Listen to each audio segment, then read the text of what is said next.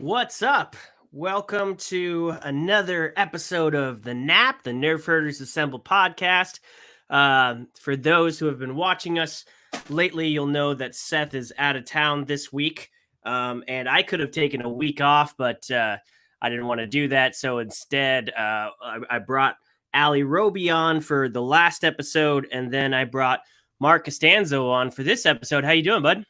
I'm doing pretty good. A nap sounds really nice right now. That has anyone ever made that comment before? Am I the first? Yes. No, you're like the 31st at least. Oh, I'll have to come up with something better than that then. We have to come up with something better than that, but that's just what we have. So we try to be as lively as possible so people don't take a nap during the podcast. But yeah, so how you been, bud? I haven't actually seen you in a long time. Yeah, I was just thinking that too. This is the first time we've had like face-to-face communication in months. Right. Because of, the situation that we find ourselves in. That guy in New Jersey, yeah. Yeah. Yeah, it's been a minute. I think we had drinks. Do we even have, was that this year or was that last That year? was not this year. That was like probably October. Oh gosh. Yeah. And that restaurant we went to closed like Oh, really? 2 weeks after you and I went there. Yeah. Oh, wow. That's Yeah. sad. Yeah. I mean, I don't even remember what I had, so it must not have been crazy memorable, but yeah.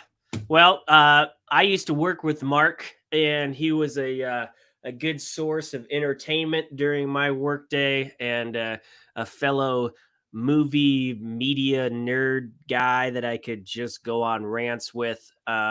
But even better, he's a fellow writer, and this is his book, Persistence.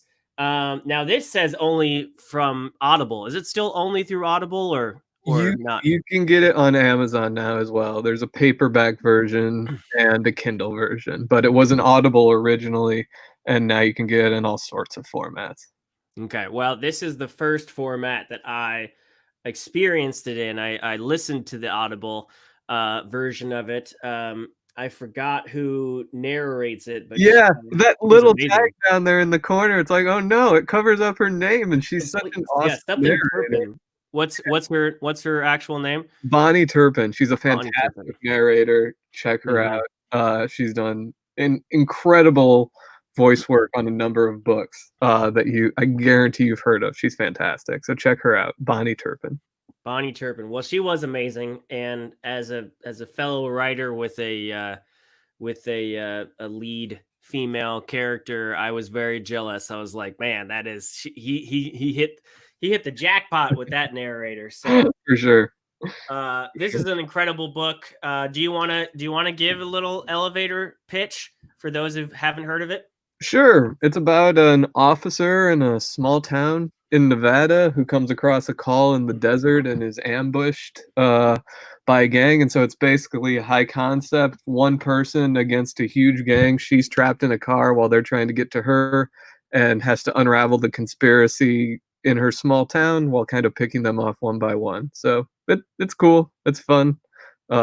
Weirdly relevant. As I guess I would say. But yeah, check it out. I really enjoyed it. It was very tense. You wrote your villains really well, and put the main character in pretty intense situations of peril. I was driving down to Planet Comic Con in Kansas City, and this was right after our most recent flood. So the I-80 going down was closed, so I had to take the back roads, so which added like 3 hours onto the Right. trip.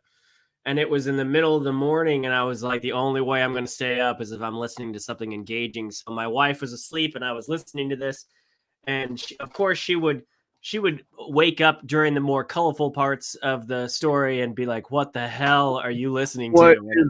Yeah. And I'm like, "You've met Marc, it's his book, you know?" So yeah. But I really enjoyed it. If you're especially, right now, if you're stuck at home, or if you're, doing something where you're able to put a book in your ear, this is definitely one to do it. So everybody go check this out. Yeah. Thank you for the plug. I appreciate it. Oh, for sure, for sure. So let's just get into it. I know this is a little later than we normally start our podcast, so we're gonna try to not go as long as we tend to go sometimes. But what's the first story of the night? Oh yeah, Toy Story 3 turned 10 years old this week. That's crazy, man. It feels like that movie just came out. I can't believe it came out a decade ago. Yeah, I kind of refuse to believe that that's 10 years old. Yeah. I was just talking with my wife about that, and we were like, because that can't possibly be accurate. That movie came out at most 2 years ago, the Right. summer before Toy Story 4, I think, is when it Right. came out. And it really is 10 years today, like June 18th, Oh, it's the actual 2010. day. Yeah, was the release date. I guess there was one showing at a film festival on June 12th, but it was mass release in the US on June 18th. So um Okay. and it was crazy because it came out in 2010. And I'm looking at some of my notes here, and it says it's the sequel to 1999's Toy Story 2. Good God. Like, how old are these films? So that means actually that Toy Story 3 and Toy Story 4 are actually closer together in time than Toy Story 2 and Toy Story 3. That's kind of wild. I would It not is wild. that. I have very specific memories with Toy Story 3 because this was when Pixar was on, in my opinion, like their best run. I Mm, I know I remember seeing the preview for Toy Story 3 at the El Capitan Theater in Los Angeles, and we were going to see Up, and they did a whole pre-show, and then they did the nice. trailer for Toy Story 3, and we're like, that's fantastic. And then proceeded to see Up. They had the beginning of the movie. It's the first time I've ever seen it. It makes everybody in the theater bawl, and you just leave that movie thinking like, oh, they're never going to get the emotional level that they got with Up. And then cut to a year later, and Toy Story 3 just rips your heart out of your chest. It was fantastic. That was when they had like Wally, Up, Mhm. Pixar, just one after the Pixar, Toy Story 3, I mean, but just one after the other of fantastic movies. So, yeah, 10 years. That's wild. Yeah, and you mentioned Up, which is crazy because Up came out the year before, and Up was the first Pixar film to receive an Academy Award nomination for Best Picture. Mhm. And then this movie received an Academy Award nomination for Best Picture the following year. That's crazy. That is That's that's 2 crazy. movies in a row for Pixar. That's amazing. And in my opinion, should have won. Like, I know there's kind of an asterisk because it's like that's when they expanded after The Dark Knight. They're like, Sure. well, we have to get more movies in there. So, Yeah. 2009 Up benefited, 2010 Toy Story 3 benefited, but I Mhm. think animation deserves way more respect when it comes to award season. Like, I dare you to find a movie from 2010 that made you feel the way Toy Story 3 did. It's great. Yeah, I don't even I don't have that list pulled up, but it was it I agree. Not to say that I didn't like it, but I was always the person in my friends group that didn't think Toy Story 2 was as amazing as Toy Story 1. Like Really? I didn't hate it for, and people call Toy Story 1 through 3 like the perfect trilogy. I don't know if I'd go that far, but I thought Toy Story 2 was pretty good, but I was like, man, a third one. And then I saw some of these characters like the fluffy bear and everything. And I'm like, oh, they're really commercializing the crap out of this. Uh, and I was very, very pleasantly surprised. To have a movie that deals, especially towards the end there, with just Mhm. existential threats of facing the void together, but Yeah. doing it with the people you love and have gone on a journey with. Like, Hmm. so few movies have been able to tackle that topic, and to see it tackled by a fuzzy pink bear and a space cowboy and an actual cowboy and all these characters was absolutely fantastic. And Yep. I can't think of a better ending to that journey. I know that they continued on with Toy Story 4, which is also a good movie in and of itself, but that was just a fantastic capper to the whole story. It was, and the stakes were crazy high. I mean, the stakes in the first one was a toy getting left behind, and in the third one, like you said, they all of them are have fallen into the incinerator, and there's that moment where they're holding their hands, not to like help each other get out, but just to like, be with each other in Yes. the last seconds. And I remember seeing that and just being like, this is heavy for a Pixar film. This is a weird tangent. Did you watch Breaking Bad when it was on, or Hmm. at any Hmm. point? So Yeah. there's, I forget what season is it, but when Walt is going up against Gus, and Gus takes him out to the desert and has him at gunpoint, and it just holds on that shot for super long. And there's really a moment, and they've done such a good job developing it, that you're really thinking he could pull this trigger and the show would continue without the person that's been the driving force behind the whole story. Hmm. And up until that moment, I would have been shocked that they would have been able to pull that off, but I would have went along with it. The only thing I would say that's gone close to that and approached that level is Toy Story 3, where you're watching a kids movie, but you forget about the little green men that are there. Hmm. Spoiler alert, Hmm. for a 10-year-old movie. But you forget about that, and you're sitting there watching this movie that's ostensibly for kids, is absolutely not for kids. It's more for adults, I would argue.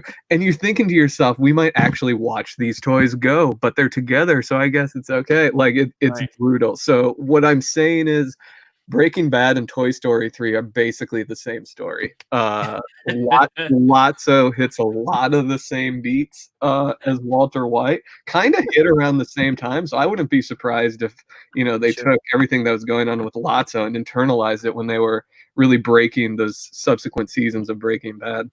That makes a lot of sense. That's probably the hottest take on Toy Story 3 I've ever heard, but it makes sense. It That's what makes you sense what brought you're me saying. here for, right? That's Hot take. exactly why I brought you here. Has Yes. has anybody ever put this podcast into a sack? Because then it would be a nap sack. Has anyone made that joke? No, I think you're the first one for there. So see, Uh, it only took you 12 minutes to come up with a better one. So good I've job. had it since like minute 2, ever since I made the first joke, and I You're just realized trying to find a way to weave it in, right? there's not gonna be a natural place to put that in, so I'm just gonna drop it in there so I can get it out of my brain and move on Okay. to more fruitful pastures. I'll pass that on to Seth. Maybe we just change this to the knapsack and go The from there. sack. Yeah. Yeah. Well, and I don't care about spoilers for a 10-year-old movie. This is, after you got past the heart-wrenching, peril that these characters were in, then they're like, "Oh, we're going to give you the most happy-go-lucky ending either. No, we're going to crush you again." Yeah. And it ended with them Andy giving his toys to Bonnie. And that's been a theme this whole series of just like Andy growing up and you feeling for the toys because they've been left behind. And but Andy wanted to give them to a good a good person and someone that would use them and care for them. And then just seeing the toys recognize that and come to terms with that. Oh my gosh, it was hard. It was hard for me to watch. That was a soul wrenching moment for me. It was sad as hell. It was, but it was also beautiful, and Mhm. Bonnie is awesome, so Yeah, she deserves all those fantastic toys that she got. So I'm I happy agree. for the toys and their continued journey even into the 4th one. Yeah, so we don't have to talk about the fourth one for the longest time or for a long time, but I was 125% happy with the ending of Toy Story 3. I thought that was a perfect ending. Everybody thought that was a perfect ending.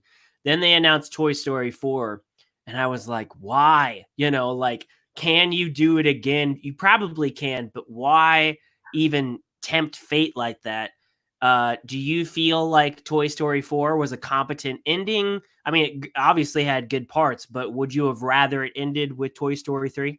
I I like Toy Story 4 a lot, and not speaking to the quality of Toy Story 4, any movie in general, I don't believe that doing another version, a sequel or a remake or a prequel, will ever sully the memories of what came before them and the Mhm. movies originally. So I'm good with it. I mean, Mhm. 3 was a perfect ending. 4 is a different ending and a completely different story, and it works. And if nothing else, it gave the world Duke Kaboom. And for that alone, I think we should all be grateful that we got to take one more ride with the Toy Story gang. Yes, yes, I agree. Keanu Reeves was great in that, and the story did surprise me. I was sad that this was just gonna start all over, like the new adventures. Like the side we used to get like Toy Story shorts all the time, and I thought this was just gonna be an extended version of that and Yeah, not be as deep. But it wasn't. It was like it addressed where little Bo Peep went, and it dug deeper into Woody, and fleshed him out and kind of finished his arc. And yeah, it definitely went places I didn't expect it to go. So yeah. again, kudos to Pixar for pulling that shit together. I mean, they are amazing at that. I don't know how other studios keep getting things wrong when Pixar is just like home runs every time. Yeah, it answered the questions that we didn't even know we had, like, "Where is Bo Peep?" It was the Han Solo Millennium Falcon guy of the Toy Story universe. It answered that question in a satisfying way. Because I just noticed that Bo Peep isn't even in this picture. So that's how much I was like, I don't think I realized that Bo Peep was gone until the fourth movie. And then I was like, oh yeah, she's, where is she? Yeah, yeah. So good on them. Well, Jesse's not in here either, though, and Jesse is a very integral part of the third one. Barbie's not in here. There's a number of characters I think they could put on this. Was this unicorn? This unicorn almost looks like that unicorn from Happy. Have you seen that show? That Happy. I have not seen that show. I believe this unicorn is voiced by Jeff Garlin, if I'm not mistaken. I Mhm. can't think of his name off the top of my head. Well, if you gave that unicorn some crack, that would be the unicorn from Happy. His name is Buttercup. Oh, okay. Well, that's definitely not the unicorn from Happy then, but it kind of looks like it. It looks happy go lucky. Uh, but yeah, well, let's move on to another movie anniversary this week. Psycho, the original Psycho, not the 1990s horrible remake, but the original Psycho turns Wait, 60. there was a 60s version? I've only seen the 90s version.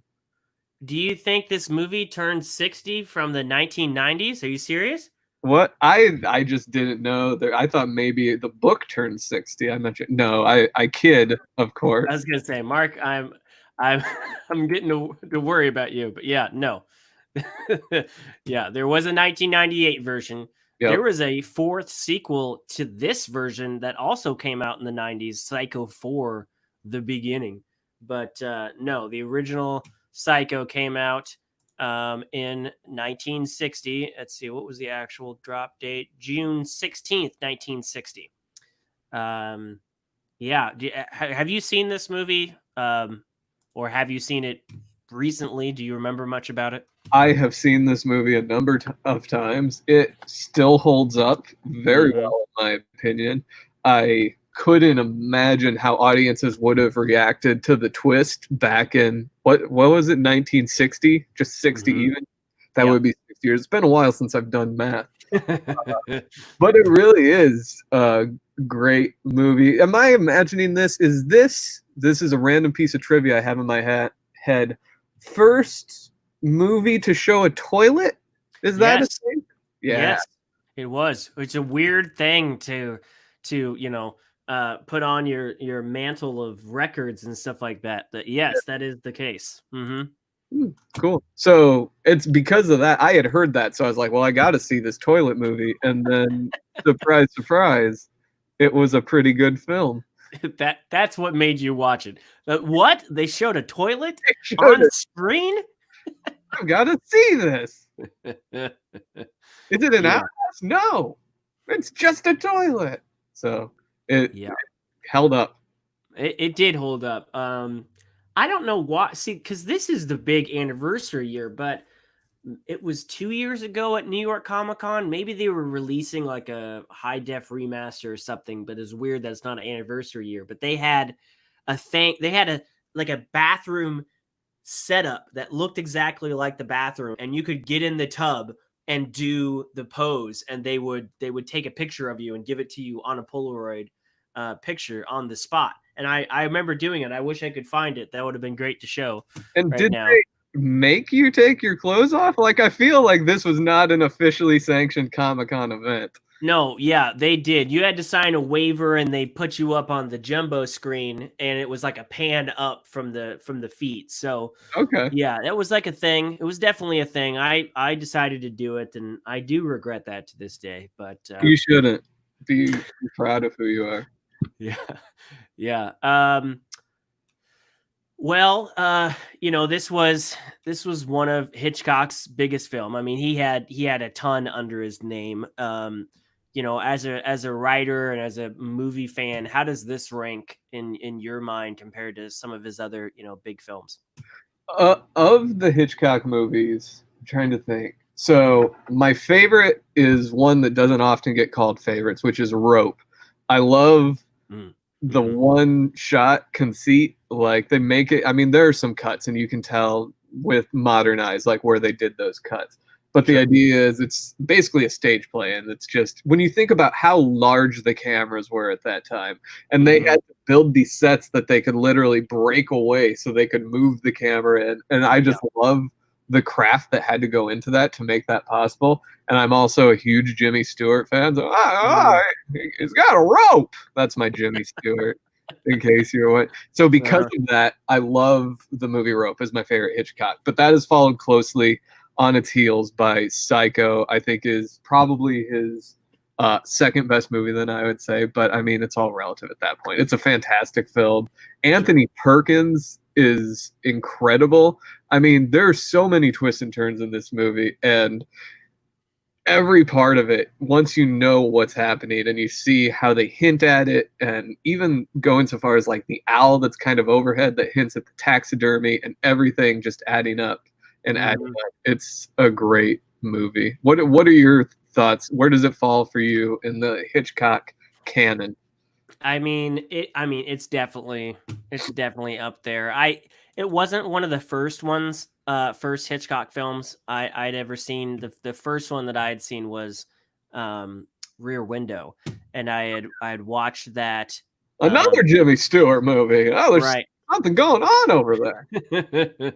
I'd watched that to prep because the remake, the Johnny Depp remake, was about to come out, and I was like, "Oh, this looks really good," and it's based on a movie that came out how long ago? I'm gonna go There's watch a that. Johnny Depp remake of Rear Window, and I'm not saying that as a bit. I legit didn't know about that. You didn't know that? Yeah, there's a yeah. Isn't there? Or am I thinking of something else? I don't know.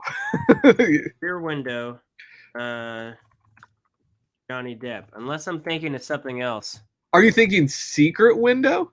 I am thinking Secret Window. Okay. So why am I putting that in my head? Because I know I watched Rear So Window to prep around for the something. same time as Secret Window, there was a Shia LaBeouf kind of remake, kind of ripoff called Disturbia, where he Yeah, witnesses his neighbor commit a crime, but they were kind of in the same time frame.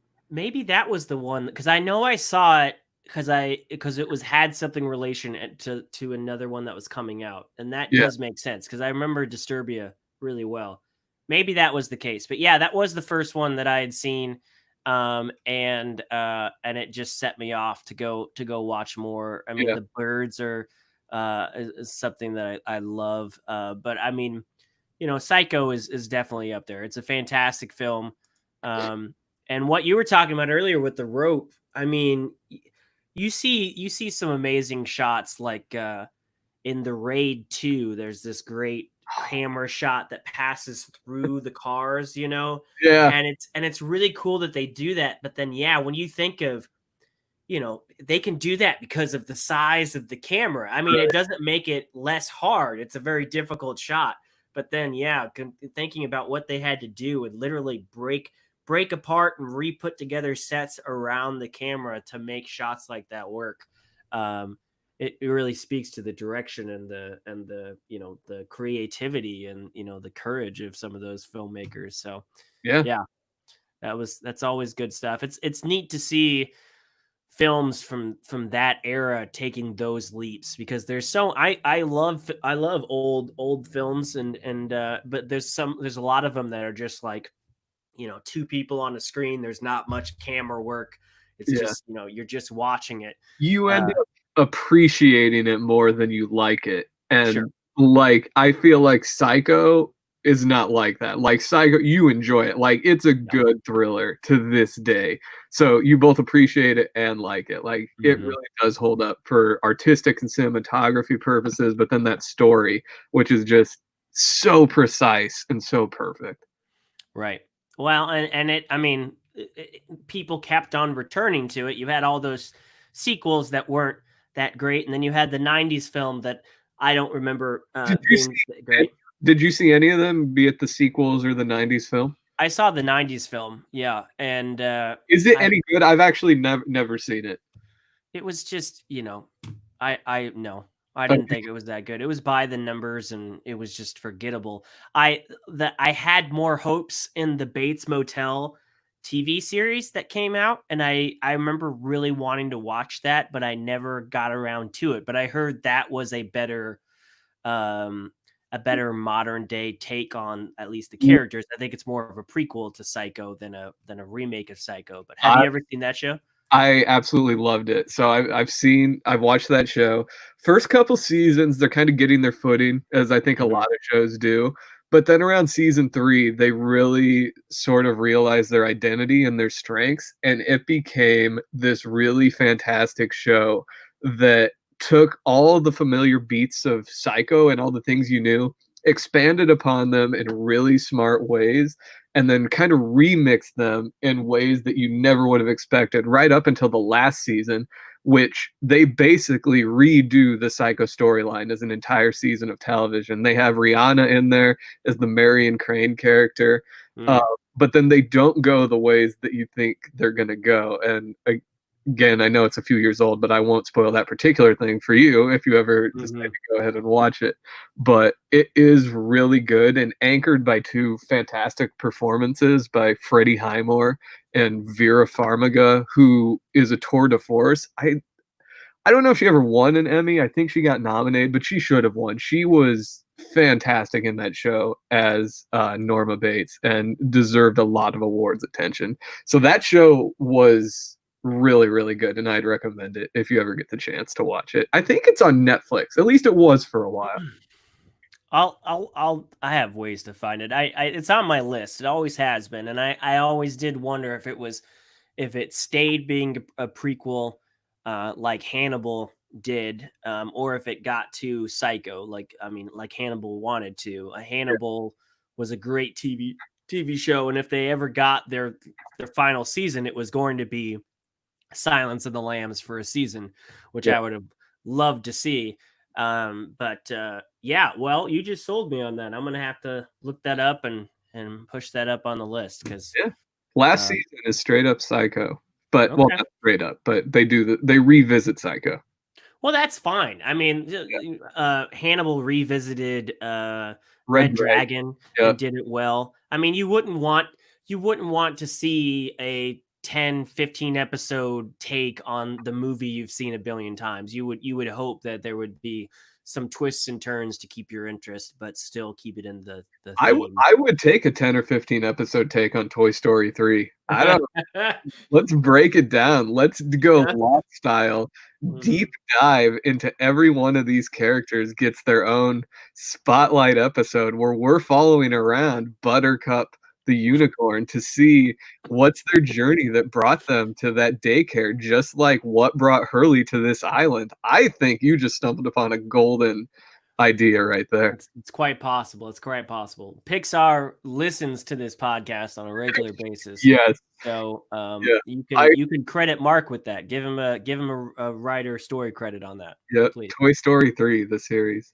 The series. Skip right to 3 as well. Don't even bother. Yeah, no, and that's what I want it to be called. Like, I want there to be a series of just a random sequel. Like Toy Story 3, not Toy Story the series, Toy Story 3 the series. Yes, Toy Story 3, the remake, the series, colon, the ride. Yes. Yes. Oh yeah, you got to have a ride in there for Yeah. sure. Yeah. Talking about Psycho, Yeah. I gotta tell you about this movie that both includes a psycho in it, and people are psychos for watching it.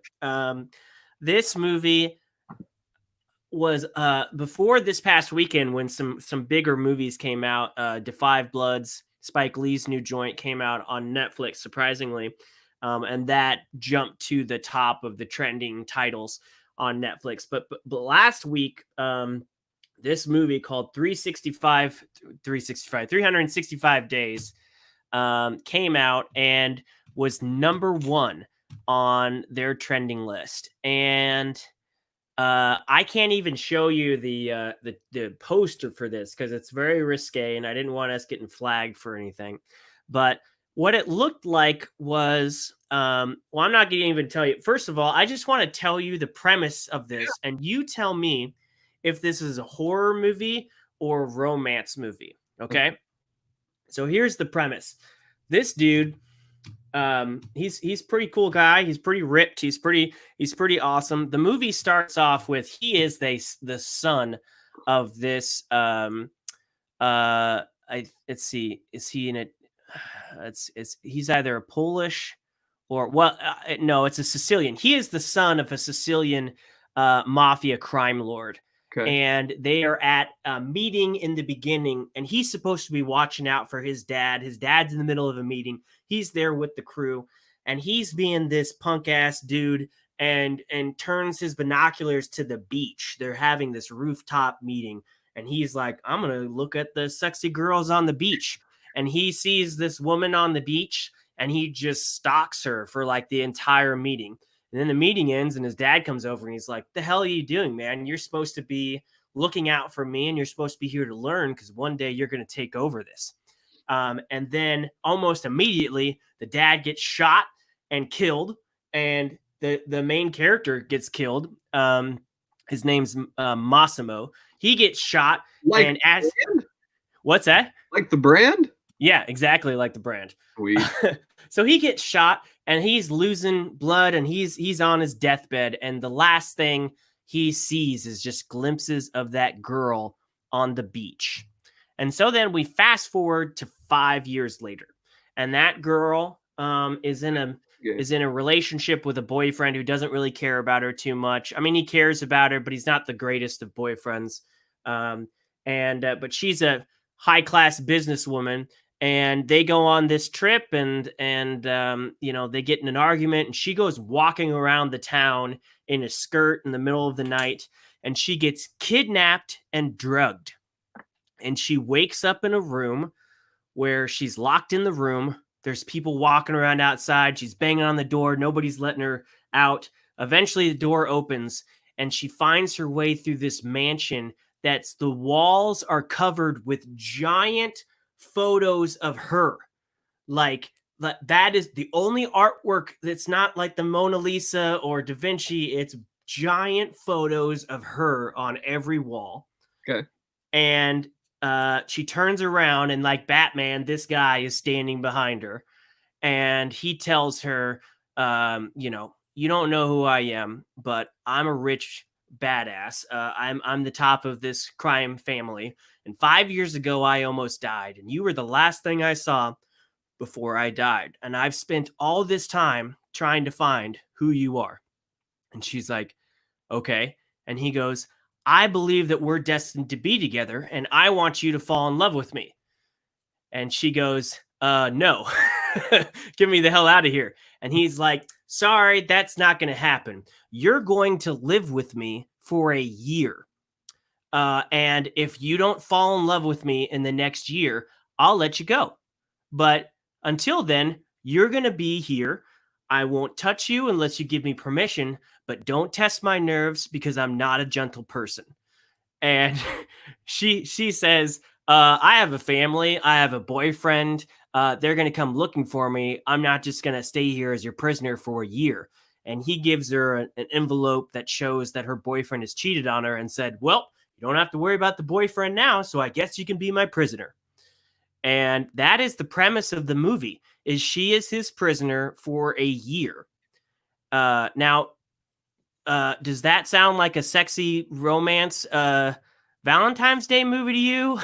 It sounds like Beauty and the Beast, if I'm gonna be honest. It does. It's the dark undertone of Beauty and the Beast. At least in Beauty and the Beast, there was a trespass that he needed a prisoner for to punish. But yeah, that was a loose justification for holding her prisoner there. So it is a it's like it's a sexy romance. Oh, this is a romantic film. And it's being compared to the more erotic version of 50 Shades of Grey, because that was everyone's biggest complaint about 50 Shades, is that there wasn't enough sex in the movie that was all about sex. Oh, So I personally know people that when they finally got to see that movie, just walked out of it saying there was hardly any sex. Like, what the hell? We got Beyonce, but not sex. Which I guess they just forgot that porn, sites exist for free on the internet. But this, I know, right? It's crazy. There's so much stuff on the internet. So this movie, that is the premise. She is literally his prisoner. She tries to run. He grabs her. She tries to escape every chance she gets. She runs into cops. When they see that she's his prisoner, the cops walk away. He gets more and more rough with her every time. He says things like, I will not stand for this disobedience. It's not disobedience if she's his captive. She's trying to get away.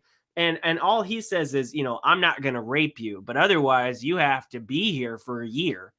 And then, it follows the beats of he's super rich. So he takes her on a shopping spree and he gets her all the things that she could ever want that she's never had before. He takes her to parties and everything. And he, shows her the life of luxury.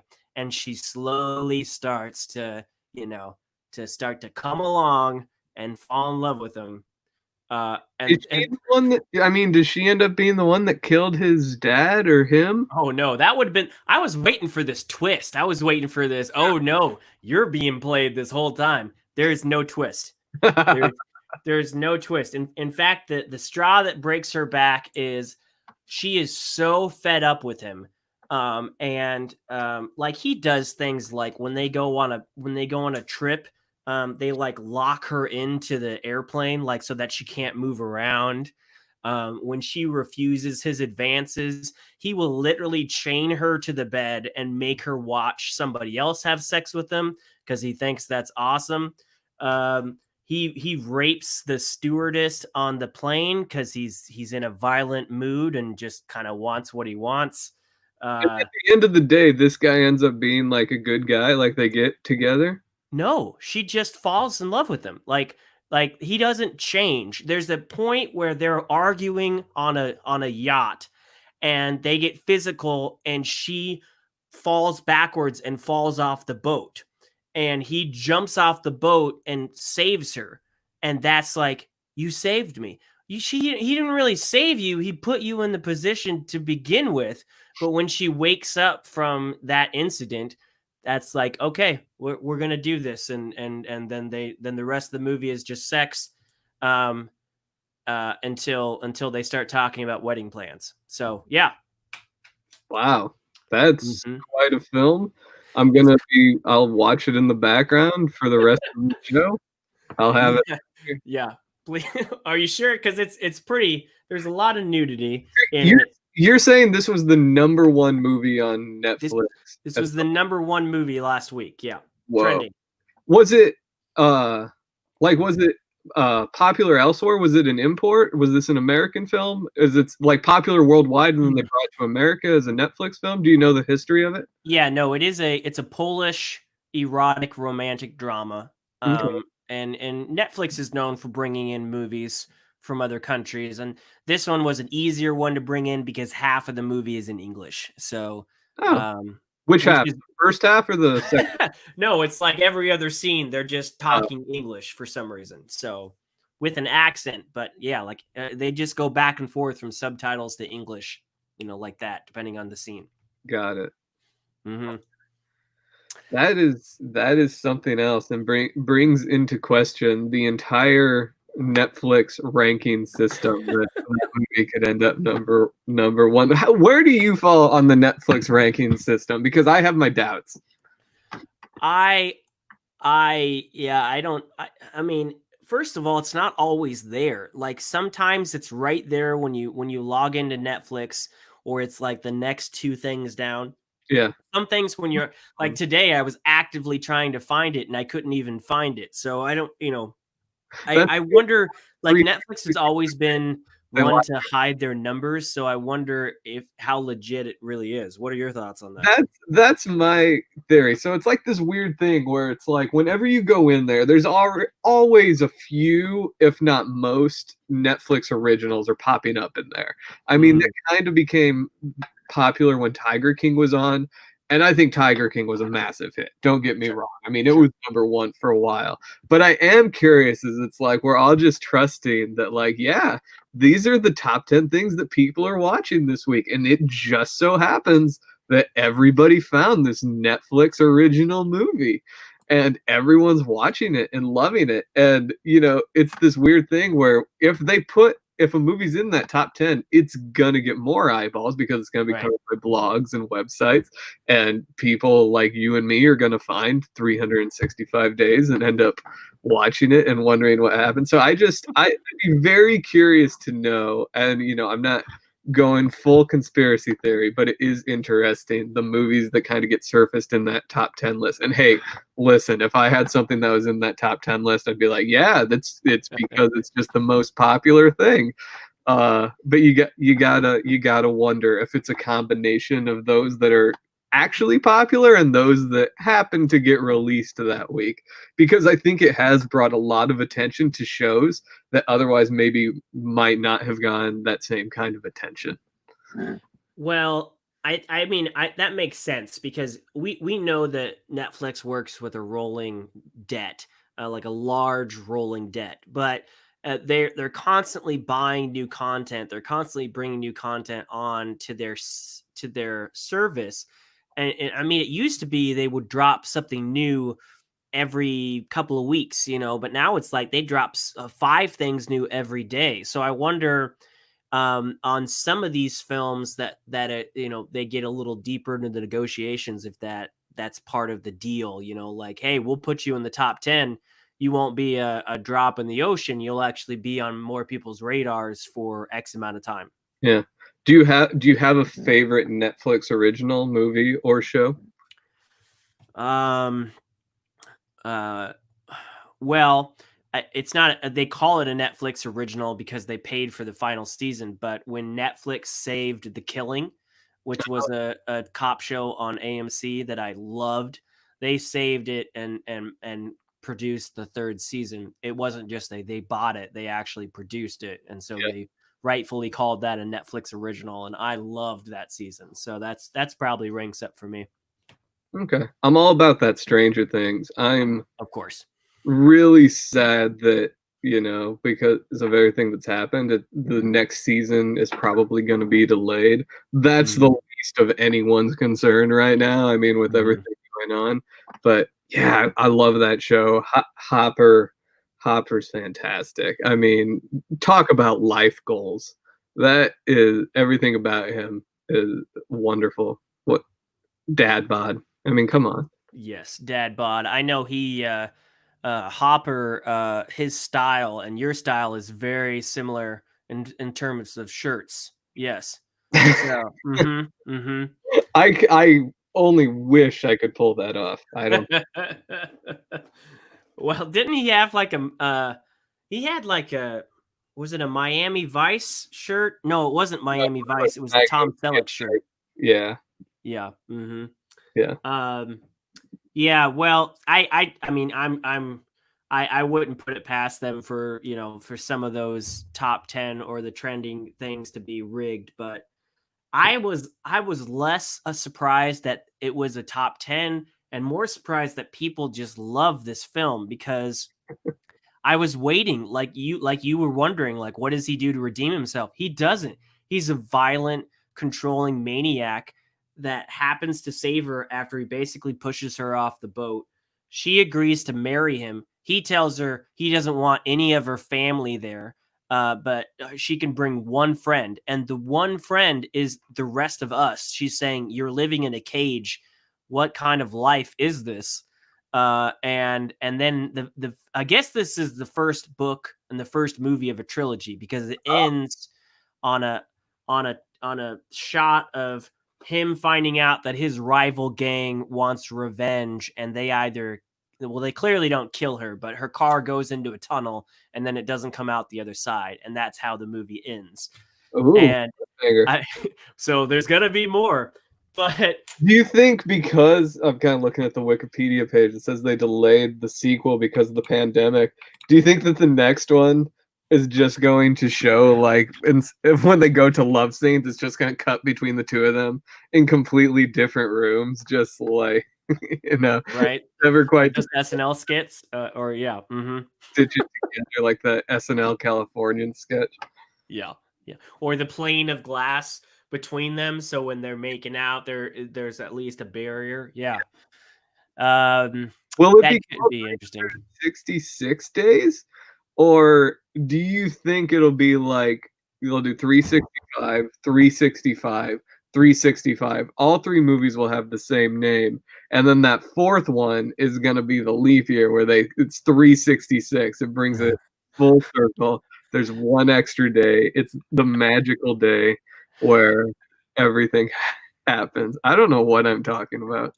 It's a good theory. She's written the sequels, and the sequel is it's not in English, so I don't know what it says, but it's not 360. Well, they're calling it the sequel. Oh, it's called This Day is the sequel.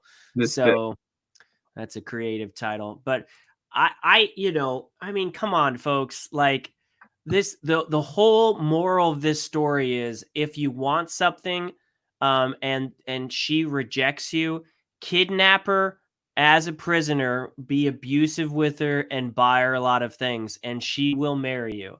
And with all the Me Too stuff going on, I mean, we've seen people get crucified for bad dates, and yet this movie is literally about being kidnapped and being forced into a relationship, and it's it's the sexiest new romance film out there, guys. We got to see this.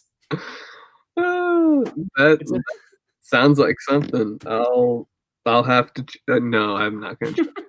But what? So you had the choice between the Five Bloods and 360. no, this I watched this days before the Five Bloods. Okay. I wouldn't have. I had nothing else to watch at that point. I did. I had plenty of things to watch, but it was just so bad. I was like, this has. I like you thought there was a twist. I was like, okay, If this it's is number so one, bad. There has to be some type of twist. yeah, there is that feeling where it's like you're scrolling through there and you look at the top 10 and you're like, I don't know what number 3 is, but if it's number 3, it's got to be number 3 for a reason. I'm gonna watch that. And Right. so if it was number 1, I completely understand that. It's like 9 o'clock at night, you're tired, you're just like, I don't know what to watch. This is number 1. Everybody's saying it's good apparently, and everybody's watching it, so I'm gonna check it out. And every once in a while, you get an extraction, but every once in a while, you get a 365 days. You never know. Exactly. I loved Extraction. That was fantastic, and it was another random based on a graphic novel movie. And I mean that is awesome to me, that a comic that wasn't a superhero comic gets adapted. That's fantastic. So yeah, guys, if you want a movie that should be a horror, but it's not a horror, it's a romance film that's filled with music video montages, a lot of sex, and a lot of ridiculousness, go watch 365 Days. I guess go do that. Uh, let's. I think we Do have it one more thing. Yeah, What? everybody go watch that. We'll wait. We'll keep the stream up. Go watch 365 Days. Yeah, We'll be here when you get back. Mark doesn't have to go to bed. We'll just stay here. Yeah. Yeah. I wanted to close it out with this is supposed to be a romantic comedy, And I was hoping that it looks better than 365. I haven't seen it yet, but it's got Andy Samberg in it, and I love Andy Samberg. Are you a fan of his? I am. Yeah, SNL, Brooklyn Nine-Nine. Come on, what's not to like? And is this a remake? Is this the American remake of 365? No, this is not. This movie is called Palm Springs. Okay. Yeah, that would be that would be interesting. I would watch an American remake of 365 if Andy Samberg was the lead. That would be interesting. No, this is not. I don't know what it's about. I just know it's coming to Hulu, I think. Yeah, I mean, if he was able to fit this in between seasons of the 9-9 or Brooklyn Nine-Nine, then hopefully it's good. So let's do a trailer reaction to this. Hopefully this plays. Let me know if you can hear this. Cool. Cool. It's gonna be a beautiful wedding. YouTube's gonna flag this. Here you are, standing on the precipice of something so much bigger than anyone here. But always remember, you are not alone. I don't think that we met. I'm Sarah. Smooth. Niles. Hi. Hi.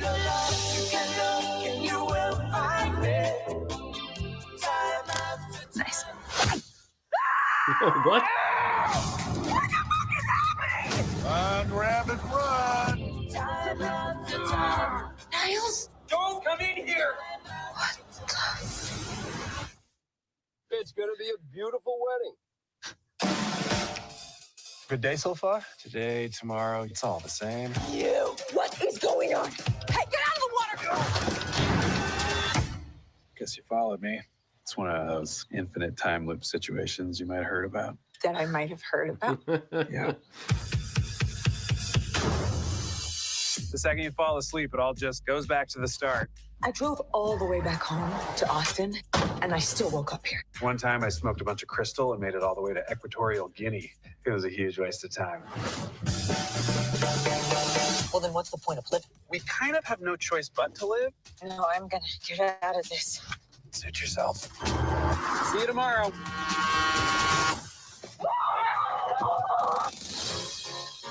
So now what do we do? 100% on Rotten Tomatoes. Must be amazing. Do you sleep with people in here? Great question. I have, but it takes a lot of work. May I cut in? It's the first dance. And that's a deal breaker? That didn't work. Let's waste some time.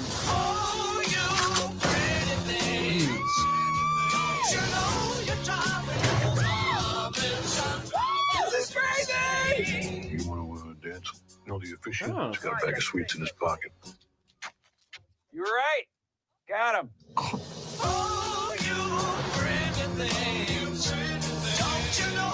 I can't keep waking up in here. Everything that we are doing is meaningless. I hope it's not all meaningless. At least you have each other. Nothing worse than going through this shit alone. Stop! There's a bomb in the cake. Don't worry. I used to be a bomb guy. Stand back!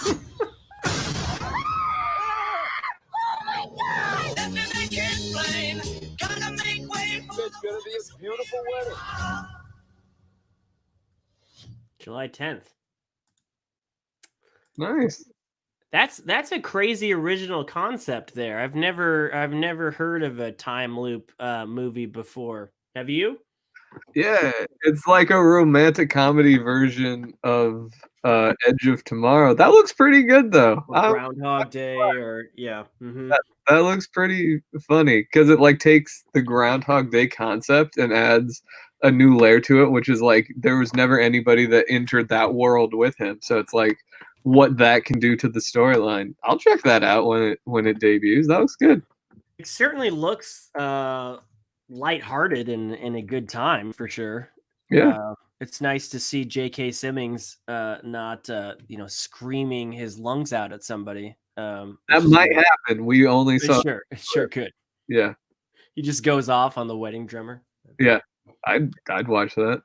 I wasn't sure if it was the editing, or if he's going through this as well, because it kind of sounded like it, like he was, or maybe he's just going through life like everybody else. But yeah, it's an interesting I wonder like what the break is in that, and what's in the cave to make this happen, and why Yeah. is there someone on the beach killing people in the beginning of the trailer? It looked like the same cave as Annihilation, if you ever saw that. So Oh yeah. they go in there and they see just a mirror person that follows them. Maybe this is a semi sequel to that. Mm-hmm. Mm-hmm. Yeah, I liked it. I mean, the actors are very likable, and they seem to fit well with each other. I recognize her, but I can't place where she's been before. She was the mother in How I Met Your Mother, one that they introduced in the second to last or last season or whatever it was.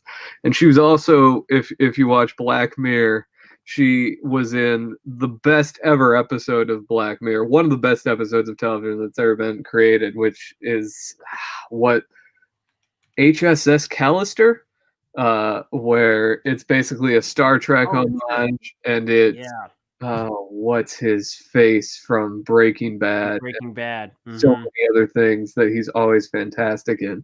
Uh, but it's him as the starship captain. She's in this world, and that is, yeah, that's a fantastic episode of television that I'd recommend to everybody. But she's in that, and she's wonderful in that. Has some excellent one-liners that I cannot do justice to. But check that out. Yeah. Good, Kristen Milotti, I believe. Mhm. I'm butchering the pronunciation. I'm sure she's good. Yeah, and that was a good USS Callister. That took a dark turn for a Star Trek parody. My gosh, that was a good episode. It did, but it had a great ending. Black Mirror kind of gets, the first couple seasons, it got a rap for having just these bleak, depressing endings, and some of them still do, but there are some that are pretty happy and work out well for people. And Yeah, that was one of them. that was definitely lighter than some of the other ones we've seen. Yeah. I don't know if you saw, but there was a I'm trying to find it if I can find it here. There was some city. Oh yeah, this thing right here. Uh, they had a Black Mirror. Can you see this? Let's see. Open image in new tab. They had a Black Mirror poster, and it was just a mirror. And it's like right now you're living it. It's not the right time to joke It's not- about that Netflix. Not cool. yeah, but very true. It's I don't think I could take a season of Black Mirror right now. Like it's too heavy for this. I need something more like Palm Springs. This definitely looked fun to me. So, I didn't realize it was coming out quite that soon on July 10th. So that'll be good. yeah, I've kind of noticed that lately. There's a lot of streaming things that they've like The Politician comes out. The Politician season 2 comes out tomorrow, and they just released a trailer for it 2 days ago. The Ryan Murphy Netflix show? Mm-hmm. Season 2 of that comes out tomorrow? Yeah. Didn't season 1 of that come out like 6 months ago or something? Came out last year. Mm-hmm. Whoa, I didn't realize that. Have you seen that show? No, I didn't. Did you? Oh yeah, I did. I wasn't going to at first, and then my wife started watching it, and I thought that was the most like from the snippets that I saw walking through the living room, especially when Gwyneth Paltrow was on screen. I thought it was the most millennial soap opera I'd ever seen. Like it's so over the top. But then when she was like, just sit down and watch an episode, and I realized that it's on purpose. Like I thought, I was like, this is the most blonde, rich kid, millennial-esque, it's like a show that the Kardashians would have written, but it's on purpose and it's really smart, and it's got the most amazing title sequence. So yeah, The Politician, go watch that for sure. I'll have to check that out. It's good. It's addicting. It took me a minute to get into it, but then by the end of it, I was just like, season 2, get here. Well, So, if that's a Netflix show and it premieres tomorrow, I wonder if it'll pop up in the top 10. probably maybe 365 days will pop back up because we're talking to it, and we have such an explosive audience that would then go watch that and push it to the top again. Yeah, well, that's all of the topics that I have for tonight. Look at that, right there on the hour mark. Wow. Our We'll get Mark through that. with our Mark. That's right. That's right. Good So- on you. So the people that you normally have on the show, would you consider them your kin? And then would they be your N.A.P kin? That's great. That's great. You and Allie are the first guests that I've brought on the show. Really? I was the last guest on the show, and then I became part of the show. And Oh, okay. so yeah, this is I had some segments that I've been doing with friends on the side called My Friend Showed Me. Mhm. And I had Allie on it over the weekend. We talked about The Matrix because she showed me The Matrix. You've never seen it? Well, I mean, I knew about it, but it was rated R when it came out, and I couldn't go see it in the theaters. And her family got it on VHS, and we watched it in her basement. And then she bought that VHS for me for my birthday, and I got grounded because I wasn't allowed to have an R-rated movie at the house until they watched it, and then they ungrounded me. They thought it was a pretty tame R-rated movie. We could do a version of. I remember when that came out, and it was rated R for really no reason. I mean, there's no language. It's pretty violent, but no more violent than any other PG-13 movie that you've seen. So I was very surprised when that came out. It was rated R. That didn't make sense. Yeah, and it wasn't bloody violent. It was just violent, and I think it was because of the themes. I think people were just like, well, it looks like they're shooting security guards, but they could be agents, and it looks like they're shooting civilians, and maybe they were just like, we should just be safe and rated R for themes. And then, of course, that didn't make a difference because 3 weeks later, it got blamed for Columbine. So, yeah. Oh, yeah. Oh. Columbine happened less than a month later. The shooters wore trench coats, and they said that and Doom was their inspiration. They didn't say that. The media said that these kids played Doom, and they most likely watched The Matrix because of the trench coats, and so that must have made them do Columbine, which was ridiculous. But yeah, Allie and I had a great conversation about The Matrix. So if you haven't seen that, check that out on our YouTube channel. But yeah, man, any other parting thoughts or puns you want to throw at me? No, I mean, I think we've hit a lot of peaks and not many valleys. But the one valley we did hit, it was a N.A.P valley. No, can I do? So I've never been on such a thing like this. Can I do? I've always wanted to be like, yo, hit that subscribe button, buy our merch, check out our website, bam, bam, bam. Tell your friends, donate to our Patreon. I think that's how it's pronounced. We put up exclusive videos on the Patreon, so donate there where you can see behind the scenes. We're talking with the cast of 365, which is really just us in masks. So hit that subscribe button, and everybody just enjoy the stream. We're gonna be playing some games on the Twitch later because I'm hip and I'm cool and I get what kids are talking about. You just did that 10 times better than most of our outros. That's awesome. And I don't care if you're making fun of me. I'm actually going to talk with Seth about making a Patreon because I want to do more things here. But no, I was not making fun of you at all. Yeah. Well, that was an excellent. Yeah, do everything he said. Click the like button, click the bell so that you get notified. Subscribe, all of that. Yeah, point to the screen where we don't put any of this on the screen. We'll be there. Yeah, it's somewhere. I'm just dabbing now. Let me just. I'll. What's happening? What happened? Oh, it's just me now. Are we still on? What happened? This is weird. No, I just threw you on so you could do the movements, and then I could put all the stuff around. So I thought I lost you. I'm sorry. I was like, oh, he's gone. Now it's Nope, just talking to avoid. I just left you on the screen. It's all good. Oh, I panicked. I had a panic moment. Well, thanks everyone for joining us tonight. Have a good night, and we'll see you on the next one. Thanks, Josh. See ya.